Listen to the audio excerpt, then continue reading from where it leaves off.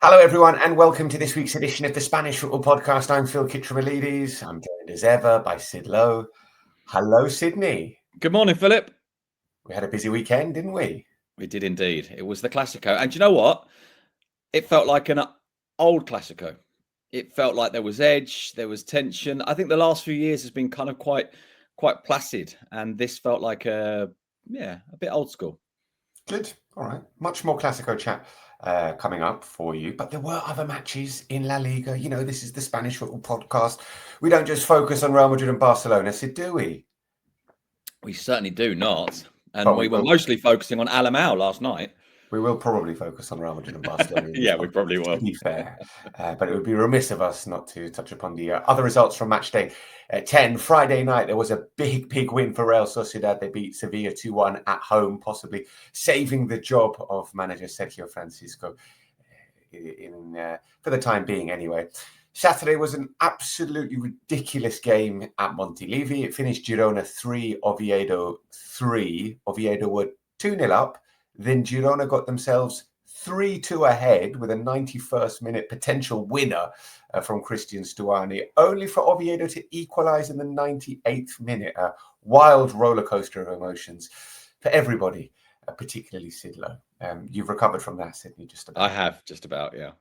Espanyol continued their terrific start to the season. It was their 125th anniversary as well, and they celebrated with a 1-0 win over Elche. Getafe winning at Athletic Club, a 1-0 victory for Los Azulones in Bilbao. It was an absolutely abysmal game of professional football. Sydney and I were commentating it. There were some interesting things thrown up from it, though, and we've spoken about it in this week's newsletter, which is out for patrons. Villarreal won the regional derby against Valencia 2-0 at Mestalla, a pretty comprehensive victory for Villarreal, who didn't shine in this game, but they didn't necessarily need to. Comfortably better than Valencia. Then on Sunday, Mallorca and Levante drew 1-1. A brilliant goal from Pablo Maffeo to equalise for Mallorca in that game. Madrid beating Barcelona 2-1 in El Clásico. More on that in just a second. A late goal from Pablo Duran giving Celta Vigo their first win of the season.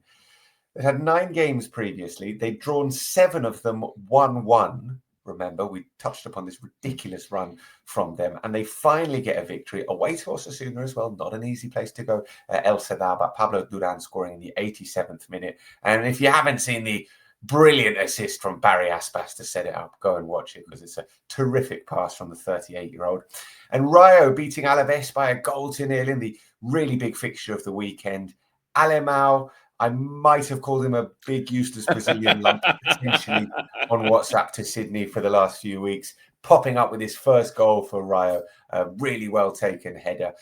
And I would say, in my totally biased opinion, a well-deserved victory for Rayo, a 1-0 win against Alaves. Monday Night Football, decent looking game, Betis against Atleti at the Benito Villamarín. Now, the season is shaping up very nicely indeed, so why don't you join us over at patreon.com/TSFP. Membership starts from just €4.75 a month.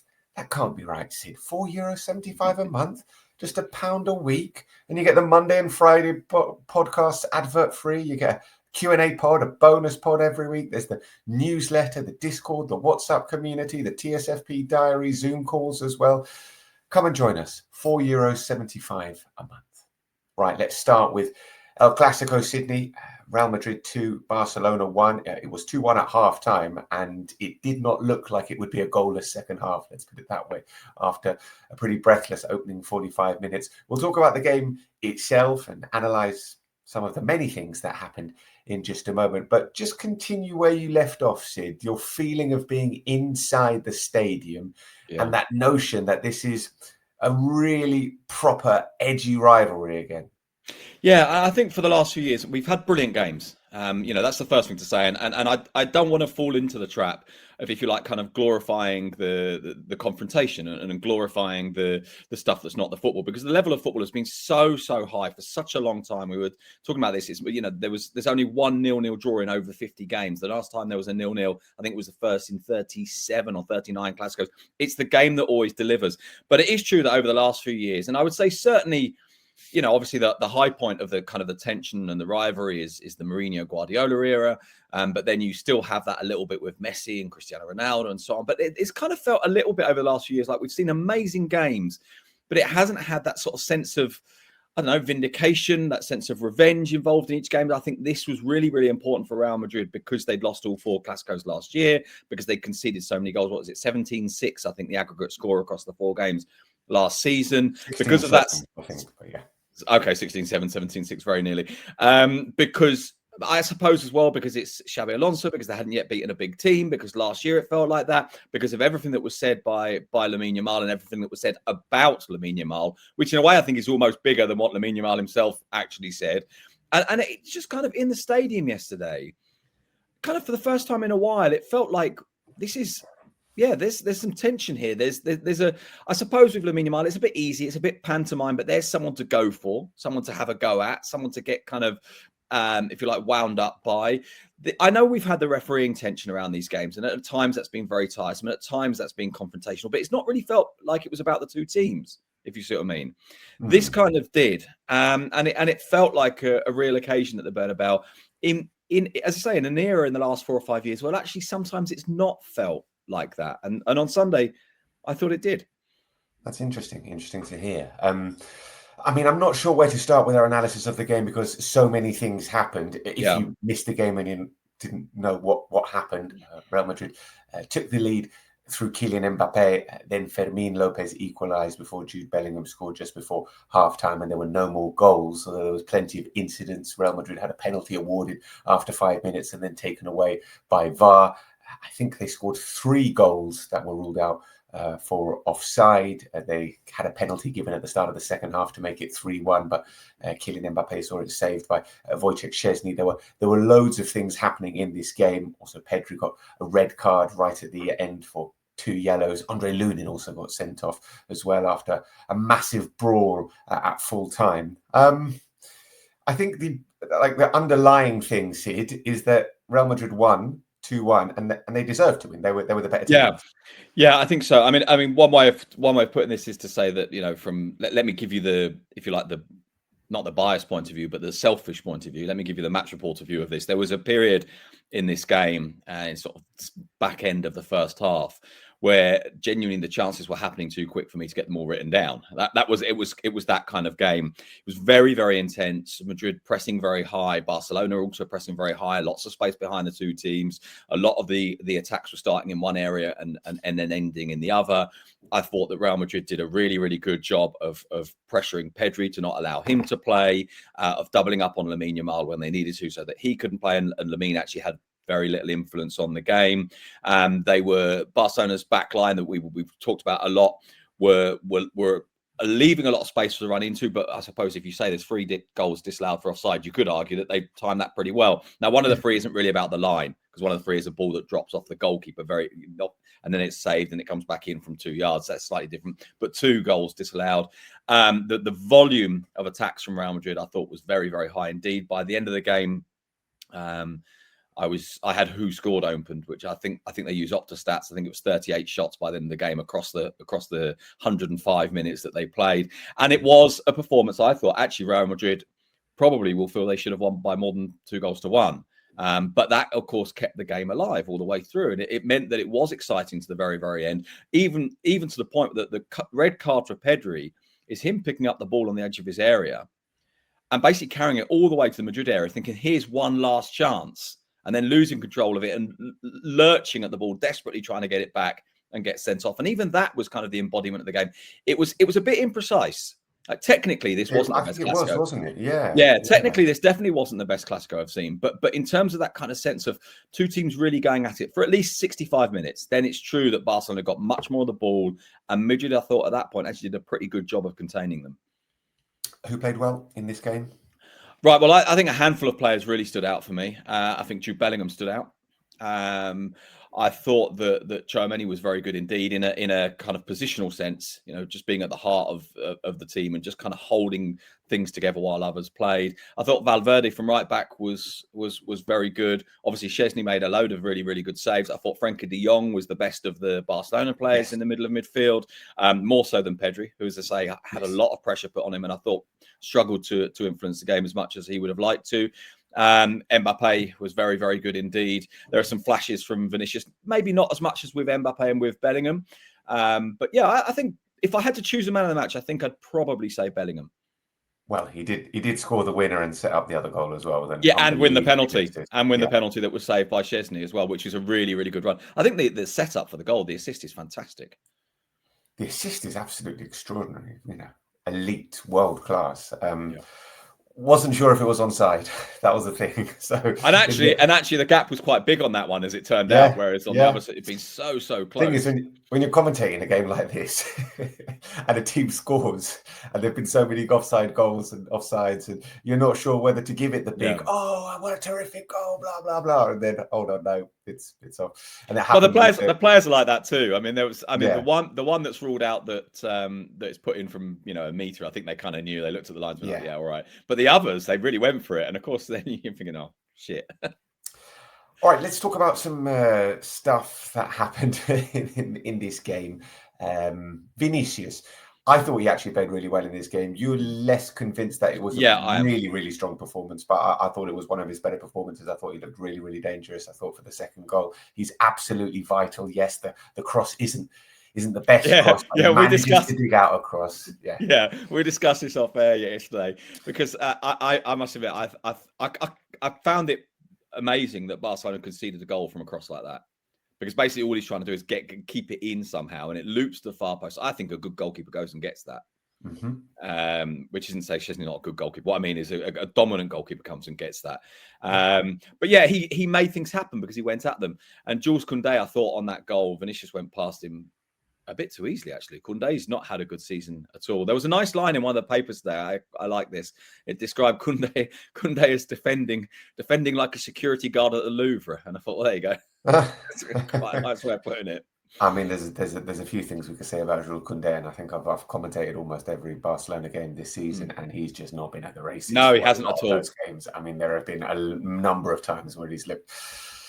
What's the word for empanado? Dopey, I guess. That's a good translation, yeah. But yeah, anyway, I wanted to talk about Vinícius and his reaction to getting sent off. Not in depth, not as much as has been talked about in the Spanish media and will continue to be talked about. This was the main talking point potentially after the game. But Vinícius was subbed off midway through the second half, and his reaction was one of incredulity and very obvious fury and displeasure. Is this a big problem? That's a good question to which I don't have a really clear answer, to be honest with you. Now, I think what was interesting about this was that this wasn't player goes off and throws down a bottle when he sits on the bench, or player goes off and mutters something as he goes past the manager. This was player goes off and walks 30 meters, 40 meters across the pitch doing it in everyone's faces. Really, there's no way of pretending this hasn't happened. There's no way of saying this is a flash of anger. It's deeper than that. And I think that if we trust the lip readers, there's some footage of it yesterday in which they caught him essentially saying, well, I won't play then. I might as well not be here. It'd be better if I wasn't in this team. And I think that's where that and the reason I bring that up is that that's where it makes me, if you say, does this matter? If there's a part of him that sees this as a broader problem, it's like, well, it's always me. Something's not quite right. Even if he starts to play well, I'm unhappy with this. Then yeah, maybe it is a problem. And Xabi Alonso did something which I thought was very similar to the way that he dealt with it when Vinícius had a go at him. I think it's the Espanyol game, isn't it? In which Xabi Alonso basically sort of lets it go. Says, right, I'll speak to him later. And he says after this game, he said, look, we will talk about it, but I'm not worried about it now. I'm pleased with how we played. I'm pleased with how he played. I'm pleased with the performance. The Espanyol game, he said, his phrase was something like, well, I didn't want to speak to him then. I left it a couple of days and then spoke to him. And then he said a couple of days later, Vinícius had a good game. He said, I like to see him smiling. I like to see him happy. But of course, there's a bit of tension there. And of course, it's slightly problematic. I think in part, it's just personality. and you just have to accept it, or not accept it if you decide not to. But the performance level is good enough that I think you do, and I think you live with it, and I think you try and ease it out, but then you also learn how to manage it. I wonder if we'd be getting these kind of reactions from Vinícius if he'd signed a new contract. Well, that's right. Okay, so that's implicit in what I was saying about this idea of him saying, "Yeah, well, might as well go then." Yeah, and that's and that's. I don't know if that's really consciously on his mind at that point, but maybe at some subconscious level there is that thing. Well, his contractual situation isn't resolved. There is a feeling this isn't just a manager taking him off in a big game. It's something bigger, and I think that could be problematic. Yes, to be honest. I thought it was a desperately poor display from Vinícius in terms of his behaviour after a really good display in terms of football. And let's see how Xabi Alonso manages this. Let's talk about Barcelona and their overall performance, because we said Pedri wasn't particularly effective in this game, and if Pedri isn't effective and Lamine Yamal isn't effective, and Lamine didn't look good in this game, he looks. Suggestions that he's not 100% fully fit. He's coming back from that groin strain. It looks like he's not doing the things that he was doing last season with the speed with which he was doing them last season. Right, so let's go back to Vinícius, shall we? Because there's a clip where Vinícius is saying to Lamine Yamal, "You just keep passing it backwards.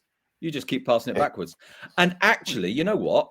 I think that's not a bad analysis of the way that Lamine Yamal played. That there was a timidity about him that doesn't fit with, and I know this has been the focal point of the game, and I think it's natural, doesn't fit with some of the things he said pre-game, doesn't fit with that character that he has of, putting the crown on himself and being very, very kind of happy to load the pressure onto himself and say, yeah, I'm the man, I'm going to take this on. And he sort of didn't do it in this game. And I think there's a whole series of reasons why that might be. One, as you say, is that he's not fully fit. And I think certainly since that injury and the sort of discussion with the Spanish national team before the last international break, I think he hasn't been fit since then. I think he hasn't looked quite right, even if he did come on and create that assist after 40 seconds against can't remember which game that is. Real Sociedad, that's right, yeah. Despite that, he hasn't been going at people in quite the same way. Nope.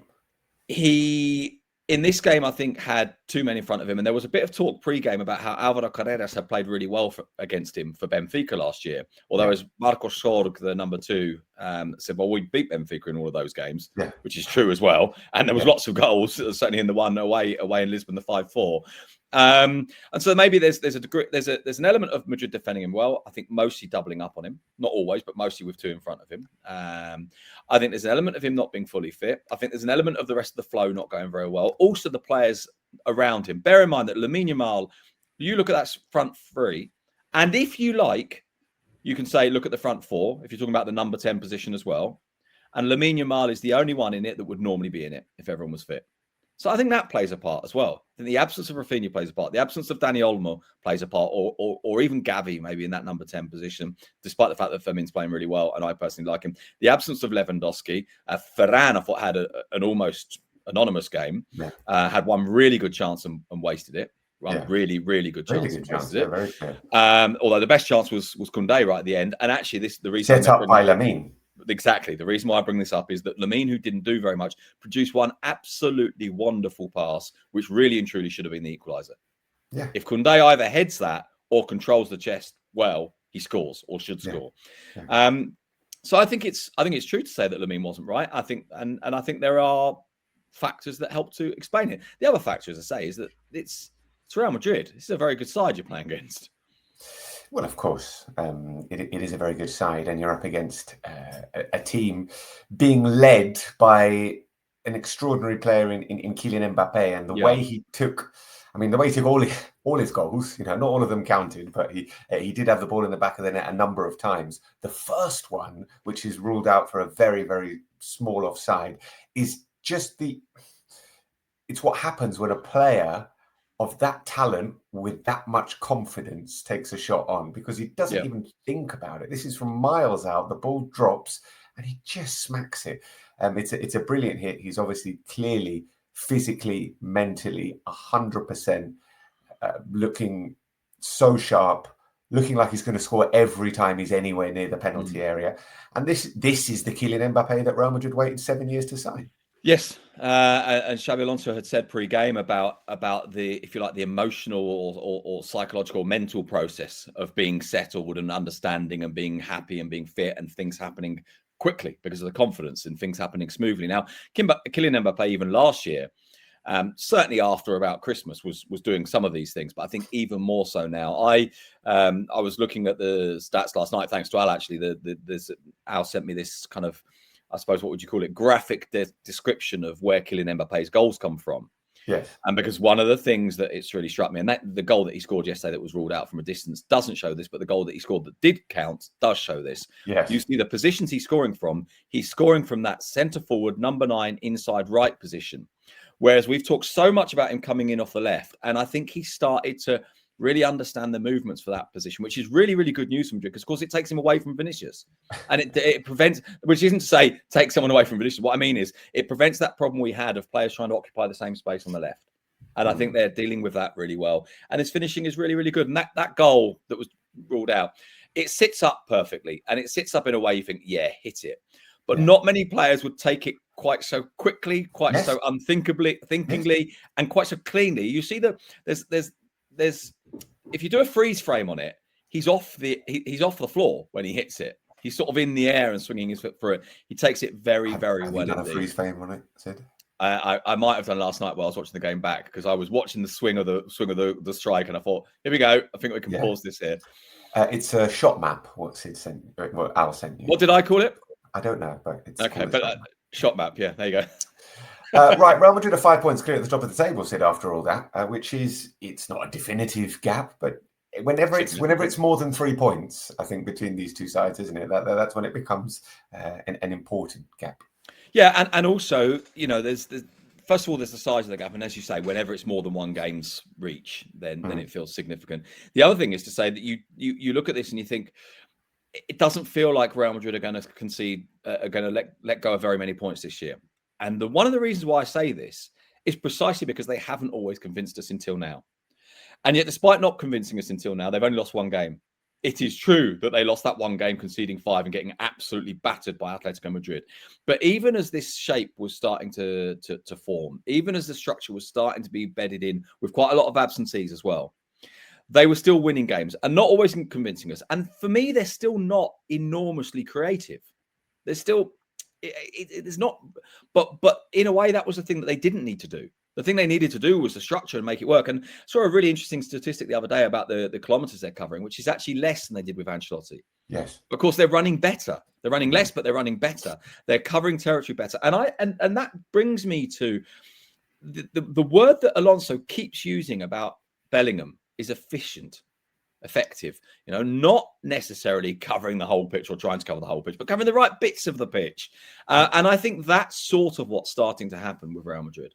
That was something that I don't know if you were told what I was told, but even before he took over, I was told that Xabi Alonso obviously really liked Jude Bellingham, but really wanted to improve that aspect of his game, because he felt Jude Bellingham was running around all over the pitch, trying to cover too much, trying to be the hero. Exactly that. He wanted him to improve that. Yeah, exactly that. And I think he was aware of, if you like, those, what's the best way of putting it, conceptual or positional flaws in Bellingham's game and also in Valverde's game. And I think those were two players that he thought, these are really useful footballers if I can get them to be in the right bits of the pitch. So there we go. Real Madrid beating Barcelona 2-1 in the first El Clásico of the season. Now, Phil, this episode of TSFP is brought to you by our friends at NordVPN. You guys know we travel a lot covering Spanish football, following Spanish teams around Europe or in the Champions League. Or just, you know, going to 3 games in a weekend. You do that pretty often. The best way to make sure you've got access to all your content from back home is using NordVPN. We used it ourselves actually at the Club World Cup, and it worked really well. Yeah, you and Al did. I didn't, but had I used it, I'm sure it would have worked brilliantly for me as well. Whether it's keeping up with the football, TV shows, or movies, NordVPN lets you access your subscriptions back home wherever you are. And most importantly of all, it's really quite easy to use. So if you're tech savvy like me, it's all right. You can do it. Yeah, well, not that tech savvy like you. It improves your internet security, which is important if you spend a lot of time using public Wi-Fi, like at train stations, airports, hotel lobbies. Are you suggesting that that's where I spend pretty much 90% of my time. Yes. You can connect with just one click. It's one of the fastest VPNs around, and you can use up to 10 devices with one account. For more information, and this is really important, you need to head to nordvpn.com/TSFP. There's a 30-day money-back guarantee, and you also get 4 extra months for free. Have you got that link again, please, Phil? Yeah, you can find it in the show notes. It's nordvpn.com/TSFP. So well done to everyone who spotted the deliberate mistake in the first half of the show when I suggested Real Betis are playing at the Benito Villamarín this evening. Oh, of course, I didn't notice, to be honest. Yeah. Well, good job. We have a very on it producer who is listening to our every word and correcting misinformation. Obviously, they're playing at La Cartuja. Sid, what the bloody hell happened to Girona 3 Oviedo 3? Oh, wow. Well, what happened was, you know what? The funny thing is, Oviedo went 2-0 up, and they scored the first goal just at a point where I was watching them thinking, I don't understand what's happening here. The structure of the team was quite bizarre. Fede Vinícius, in theory, was playing on the right-hand side. There was a point at which he seemed to have given up. He seemed to say, I can't do this. Stop it. Please don't make me do this. There was a couple of times where he just kind of stopped and watched people and thought, no, I can't reach that player. And then suddenly Oviedo find themselves 2-0 up. Penalty from Vinícius. It's not often you can say a penalty is a great goal, but he struck it so well. It was a real have that of a penalty. Oviedo get themselves 2-0 up, and then Girona start making changes, and really important changes. The most significant, I suppose it's tempting to say that the most significant change is that you bring on Stuani, who comes on and scores twice. But for me, actually, the bigger change was the introduction of I'm going to say his name wrong, Unahi. I hope I've said that right. Unahi, yeah. I had this horrible habit of always putting the H before the N and calling it Uhani, but it's Unahi. And he came on and made a real difference, scores a brilliant goal, is involved in the 2 penalties. And Girona put themselves, as you said earlier on, 2-1 up in the 90th minute of Christian Stuani scoring. Sorry, what did I call it? What did I say? 2-1. Yeah. Oh, sorry, 3-2 up. And then Oviedo, just when you think it's done, Reina produces an absolutely amazing bit of skill on cross over to the far post. First shot is blocked, and there's David Carmo to make it 3-3, and it was marvellous. It was sort of marvellous, but you were 2-0 up away to the bottom. Yeah, I mean, that's the thing. Didn't win, and yes, I really think you're going down, Sid. I'm sorry, but I think Oviedo are getting relegated. I'm sorry. And do you know why? Because teams like, I don't know, other teams are just picking up, more points and more wins, and Oviedo just can't win, and they really should have won this game, and I don't know. I think there's a more simple way of putting it, which is to say, if you look at the table and you look at the teams around, I mean, this is sort of what I've been doing all year. Look at teams around you and think, right, okay, we need to find 3 teams that are worse. Yes. And you look at Girona, who have been worse for most of the season, but there's still a handful of very good players there. You look at Valencia, who really are bad, and I think could find themselves in trouble. And there's a bit of a kind of a social conflict beginning now. It was always there, but I think it's now turned on the players a little bit, which is never a very good sign. But I still look at Valencia and think they've got a couple of really good players. Real Sociedad obviously have got too many good players to be where they are. Doesn't mean that they won't end up there. Even Mallorca, who aren't very good, but they've got Marici. Levante, who aren't that great, but they've got Eta Young. Osasuna, who aren't that great, but they've got Budimir, who scored twice this weekend, should have scored a hat-trick. Celta, who've won at last, and I don't ever really think are going to be dragged into that. Alaves, who've already, even if they are one of the teams that could be dragged into that, are already 5 points clear of Oviedo. Now, these aren't insurmountable barriers, but all the way through these teams, I see things that make me think, they've got something that makes me think they can pull clear. That's for me the fear. Yes. And I'm not sure that we have, but maybe we have. I share your fear, Sid, and it's also nice to hear your optimism as well, because that's what football is all about. And that is what football is all about. That was I thought football was all about terrible, soul-destroying pessimism and just it is. Impending sense of doom. It is, but also at the same time, that goes hand in hand with just the twinkle of optimism. Yes, that may be. Yeah, it could. Which is what it was what kept me at Rio last night, because I was really tired, had a really difficult, long day, commentated the Clásico. It was absolutely bloody freezing. And it was 0-0, terrible game. And I was like, you know what, I might nip off here and nip early to beat the traffic. And I didn't, and I stayed. And I was so rewarded. Proud of you. Yeah. Thanks, mate. Yeah, I was rewarded with an injury time goal. Mm. went really crazy celebrating as well. Yeah. It was I must admit, I didn't think you'd still be there. I No. thought you'd be gone early. I thought you'd be gone at half time. I thought, you're right. It's been a Clásico day. Yeah. You've had to be in the studio. It's been a long weekend building into it and everything as well. You had to sit through Athletic against Getafe on Saturday night with me. You've had enough of bad games. It's just Yes. But I stayed and I was rewarded. So that was you are a hero. Thanks, man. I feel like a hero. So there we go. Just quickly before we go, I just actually want to touch upon something you were mentioning there about Valencia and the situation there, because it is they were whistled off the pitch, losing to Villarreal. Listen, you lost against a Champions League side, a team that spent a lot of money in the summer. Okay, the net spend isn't as big as the actual figure, but Villarreal invested heavily. I think Valencia spent, what did they spend? Not that much on several different players. They're in the relegation zone, 9 points from a possible 30. And there have been issues with some of the players, as you mentioned, some of the fans turning on the captain, Jose Luis Gaya. Quite a few of a lot of the fans deeply unhappy at a lot of things. And I just wonder, are we talking about Carlos Corberán being under pressure here? Of course we are. And we are, if even strip away all the detailed analysis, all the really clever stuff that we usually do, and take this to something basic. What does a club do when things are going wrong, and in particular when things are going wrong and they feel like there's a social fracture happening, and in particular if that club is Valencia. And in particular, if that club is Valencia, and also in particular, if you feel like you can sack a manager without making it worse in terms of a social fracture. In other words, you feel like your fans won't complain at you sacking a manager. If you think you can get a response, and it won't be the negative one of the fans going, "How dare you sack him?" and then making things worse, then to be perfectly honest, it's a legitimate decision. I mean, I wouldn't do it personally, but it's what clubs do. Yeah. It is. Next up for Valencia's Real Madrid, and then Betis, and then the derby with Levante. So those three matches, mamma mia. Ooh, they did win at the Bernabeu last year. In fact, that was Corberán's kind of big sort of signature result. But yeah.